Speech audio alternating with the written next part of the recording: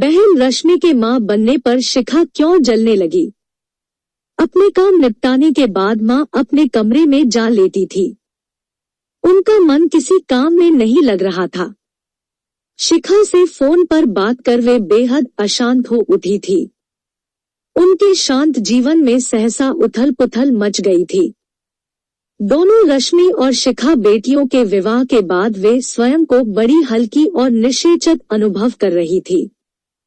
बेटे बेटियां अपने अपने घरों में सुखी जीवन बिता रहे हैं, यह सोचकर वे पति पत्नी कितने सुखी व संतुष्ट थे। शिखा की कही बातें रह कर उनके अंतर्मन में गूंज रही थी। वे देर तक सूनी सूनी आंखों से छत की तरफ ताकती रहीं। घर में कौन था जिससे कुछ कह सुन कर वे अपना मन हल्का करती? ले दे कर घर में पति थे। वे तो शायद इस झटके को सहन न कर सके। दोनों बेटियों की विदाई पर उन्होंने अपने पति को मुश्किल से संभाला था।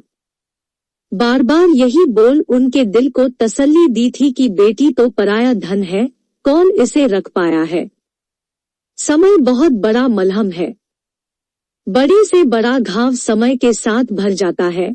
वे भी संभल गए थे। बड़ी बेटी रश्मि के लिए उनके दिल में बड़ा मोह था। रश्मि के जाने के बाद वे बेहद टूट गए थे। रश्मि को इस बात का एहसास था, सो हर 3 से 4 महीने बाद वह अपने पति के साथ पिता से मिलने आ जाती थी। शादी के कई वर्षों बाद भी रश्मि मां नहीं बन सकी थी। बड़े बड़े नामी डॉक्टरों से इलाज कराया गया पर कोई परिणाम नहीं निकला। हर बार नए डॉक्टर के पास जाने पर रश्मि के दिल में आशा की लौ जागती, पर निराशारूपी आंधी उसकी लौ को निर्ममता से बुझा जाती। किसी ने IVF तकनीक से संतान प्राप्ति का सुझाव दिया, लेकिन IVF तकनीक में रश्मि को विश्वास न था। अकेलापन जब असह्य हो उठा तो रश्मि ने तय किया कि वह अपनी पढ़ाई जारी रखेगी। सुनो, मैं MA ज्वाइन कर लूं? बैठे बैठे यह तुम्हें क्या सूझा? खाली जो बैठी रहती हूँ, इससे समय भी कट जाएगा और कुछ ज्ञान भी प्राप्त हो जाएगा। मुझे तो कोई ऐतराज नहीं, पर बाबूजी शायद ही राजी हो।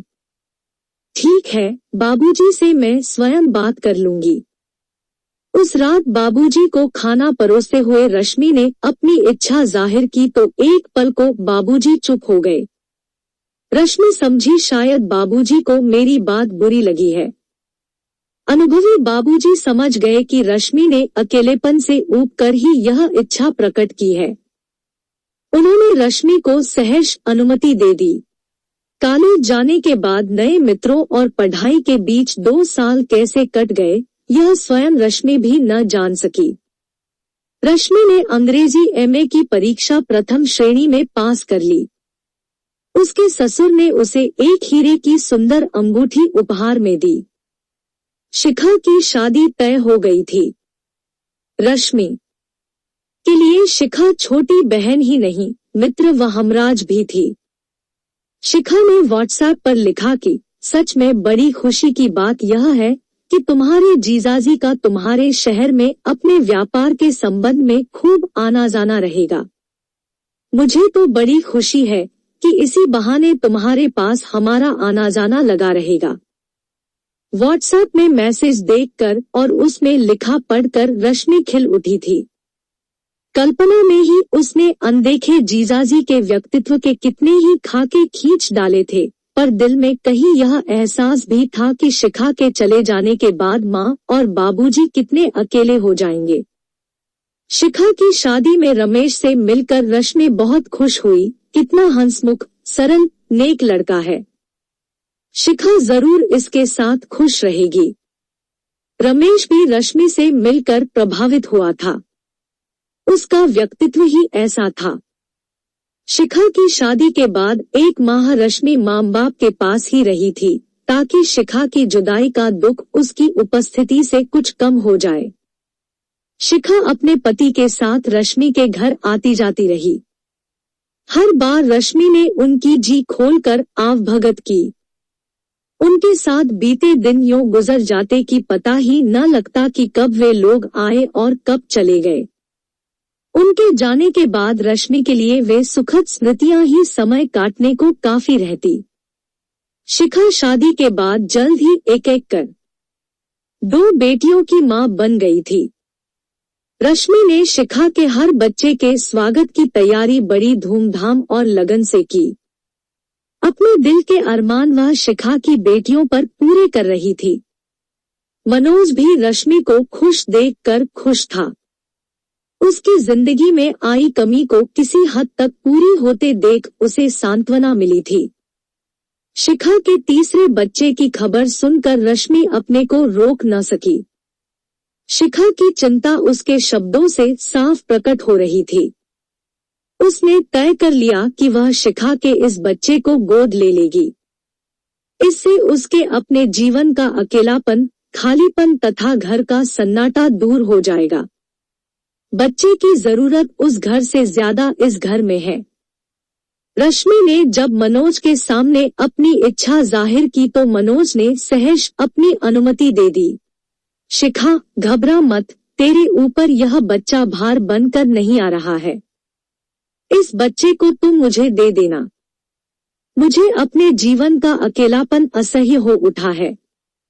तुम अगर यह उपकार कर सको तो आजन्म तुम्हारी आभारी रहूंगी। रश्मि ने शिखा से फोन पर बात की। शाम को जब रमेश घर आया तब शिखा ने मोबाइल पर हुई सारी बात उसे बताई। रश्मि मुझे ही गोद क्यों नहीं ले लेती, उसे कमाऊं बेटा मिल जाएगा और मुझे हसीन मम्मी। रमेश ने मजाक किया। क्या हर वक्त बच्चों जैसी बातें करते हो? कभी तो बात को गंभीरता से लिया करो। रमेश ने गंभीर मुद्रा बनाते हुए कहा, लो हो गया गंभीर, अब शुरू करो अपनी बात। नाराज होते हुए शिखा कमरे से जाने लगी तो रमेश ने उसका आंचल खींच लिया। बात पूरी किए बिना कैसे जा रही हो? रश्मि के दर्द व अकेलेपन को नारी हृदय ही समझ सकता है। हमारा बच्चा उसके पास रहकर भी हमसे दूर नहीं रहेगा। हम तो वहां आते जाते रहेंगे ही। हाँ, कह देती हूँ। बच्चे पर माँ का अधिकार पिता से अधिक होता है। तुम जैसा चाहो करो, मेरी तरफ से स्वतंत्र हो। शिखा ने रश्मि को अपनी रजामंदी दे दी। सुनकर रश्मि ने तैयारियां शुरू कर दी। इस बार वह मौसी की नहीं, माँ की भूमिका अदा कर रही थी। उसकी खुशियों में मनोज पूरे दिल से साथ दे रहा था। ऐसे में एक दिन उसे पता चला कि वह स्वयं माँ बनने वाली है। रश्मि डॉक्टर की बात का विश्वास ही न कर सकी। उसने अपने हाथों पर चिकोटी काटी।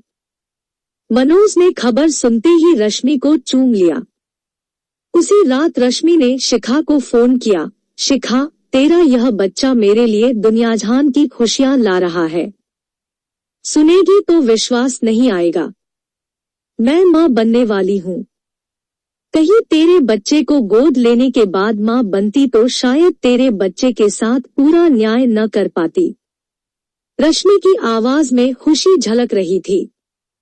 आज मैं इतनी खुश हूँ कि स्वयं माँ बनने पर भी इतनी खुश न हुई थी। 14 साल बाद पहली बार तुम्हारे घर में खुशी नाचेगी। शिखा बहन की इस खुशी से दोगुनी खुश होकर बोली। माँ और बाबूजी भी यह खुशखबरी सुनकर आ गए थे। रश्मि के ससुर की खुशी का ठिकाना ही न था। रश्मि ने अपनी बेटी का नाम प्रीति रखा था। प्रीति घर भर की लाडली थी। शिखा व रमेश का आना जाना लगा ही रहता। शिखा के तीसरा बच्चा बेटा था। रश्मि ने यही सोचकर कि घर में बेटा होना भी जरूरी है, शिखा से उसका बेटा नहीं मांगा।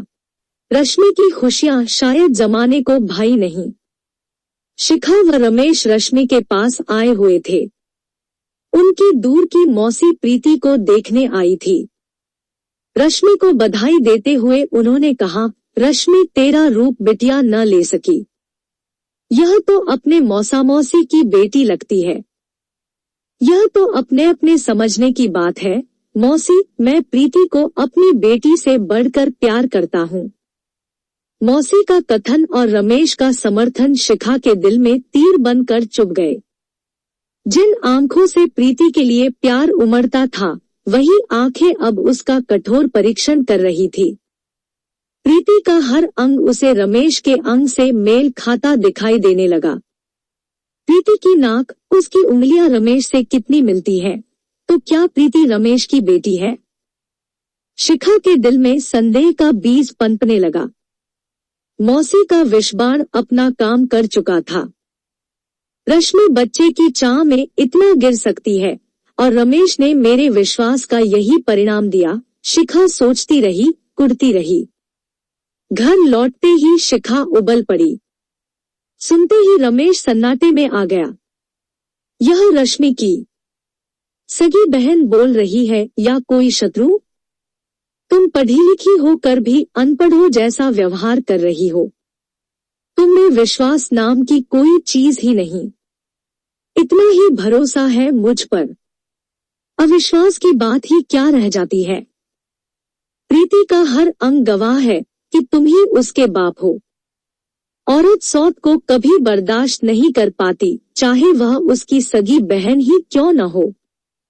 किसी के रूप रंग का किसी से मिलना क्या किसी को दोषी मानने के लिए काफी है? गर्भावस्था में मां की आंखों के सामने जिसकी तस्वीर होती है, बच्चा उसी के अनुरूप ढल जाता है। अपनी डॉक्टरी अपने पास रखो, तुम्हारी कोई सफाई मेरे लिए पर्याप्त नहीं। डॉक्टर राजेश को तो जानती हो ना? उसकी बेटी के बाल सुनहरे हैं, पर पत्नी में से किसके बाल सुनहरे हैं? राजेश ने तो आज तक कोई तोहमत अपनी पत्नी पर नहीं लगाई। मैं औरत हूँ, मेरे अंदर औरत का दिल है, पत्थर नहीं। बेचैनी में शिखा अपनी परेशानी माँ को बता चुकी थी। उसकी रातें जागते कटती, भूख खत्म हो गई थी। फोन करने के बाद माँ कितनी बेचैन हो उठेंगी, यह उसने सोचा ही न था। माँ अंदर ही अंदर परेशान हो उठी। दोपहर को जब पति सोने चले गए तो उन्होंने शिखा को फोन किया। तुम्हारी बात ने मुझे बहुत अशांत कर दिया है। रश्मि तुम्हारी बहन है, रमेश तुम्हारा पति, तुम उनके संबंध में ऐसा सोच भी कैसे सकती हो? रश्मि अगर 14 साल बाद माँ बनी है, तो इसका अर्थ यह तो नहीं कि तुम उस पर लांछन थोप दो। तुम्हारा अविश्वास तुम्हारे घर के साथ साथ रश्मि का घर भी ले डूबेगा। जिंदगी में सुख व खुशी हासिल करने के लिए विश्वास अत्यंत आवश्यक है। बसप्साए घरों में आग मत लगाओ। रश्मि को इतने वर्षों बाद खुश देखकर कहीं तुम्हारी ईर्ष्या तो नहीं जाग उठी? माँ से बात करने के बाद शिखा के अशांत मन में हलचल सी उठी। सच्चाई सामने होते आंखें कैसे मूंदी जा सकती है? बात बात पर झल्ला जाना, पति पर व्यंग्य कसना शिखा का स्वभाव बन चुका था। बचपना छोड़ दो, रश्मि सुनेगी तो कितनी दुखी होगी। क्यों? तुम तो हो उसके आंसू पोंछने के लिए। चुप रहो, तमीज से बात करो, तुम तो हद से ज्यादा ही बढ़ती जा रही हो। जो सच नहीं है, उसे तुम 100 बार दोहरा कर भी सच नहीं बना सकती। शिखा को हर घटना इसी एक बात से संबद्ध दिखाई पड़ रही थी। चाह कर भी वह अपने मन से किसी भी तरह इस बात को निकाल न सकी। इधर रमेश को रह रह कर मौसी जी पर गुस्सा आ रहा था, जो उनके शांत जीवन में पत्थर फेंक कर हलचल मचा गई थी। पढ़ लिख कर इंसान का मस्तिष्क विकसित होता है, सोचने समझने और परखने की शक्ति आती है, पर शिखा तो पढ़ लिख कर भी अनपढ़ रह गई थी। एक दूसरे के लिए अजनबी बन पति पत्नी अपनी अपनी जिंदगी जीने लगे। आखिर हुआ वही जो होना था। बात रश्मि तक भी पहुंच गई। सुनकर उसे गुस्सा कम और दुख अधिक हुआ। मनोज को भी इस बात का पता लगा, पर व्यक्ति व्यक्ति में भी कितना अंतर होता है। रश्मि के प्रति विश्वास की जो जड़ें सालों से जमी थी, वे इस कुठाराघात से उखड़ न सकी। रश्मि ने मन मार कर शिखा को फोन कर कहा, इसे तुम चाहो तो मेरी तरफ से अपनी सफाई में एक प्रयत्न भी समझ सकती हो। हमारा सालों का रिश्ता, खून का रिश्ता यूं इतनी जल्दी तोड़ दोगी? शांत मन से सोचो, मैं तो तुम्हारा बच्चा गोद लेने वाली थी, फिर मुझे ऐसा करने की आवश्यकता क्यों होती? रमेश को मैंने हमेशा छोटे भाई की तरह प्यार किया है। इस निश्चल प्यार को कलुषित मत बनाओ। वैवाहिक जीवन की नींव विश्वासरूपी भूमि पर खड़ी है। अपनी बसीतसाई गृहस्थी में शंकारूपी कुल्हाड़ी से आघात क्यों करना चाहती हो? तनाव और कलह को क्यों निमंत्रण दे बैठी हो? रमेश को तुम इतने सालों में भी समझ नहीं सकी हो। शिखा इन बातों से और जल भुन गई। रमेश उसकी नजर में अभी भी अपराधी है। घर वह सोने और खाने को ही आता है। उसका घर से बस इतना ही नाता रह गया है। मां द्वारा पिता की उपेक्षा होते देख बच्चे भी उससे वैसा ही व्यवहार करते हैं। शिखा ने स्वयं ऐसी स्थिति पैदा कर दी है कि आज न वह स्वयं खुश है, न उसका पति रमेश। तो दोस्तों, इतनी सी थी ये कहानी। अगर आपको वीडियो अच्छी लगी है तो हमारे चैनल को सब्सक्राइब करें तथा घंटी जरूर दबाएं। धन्यवाद।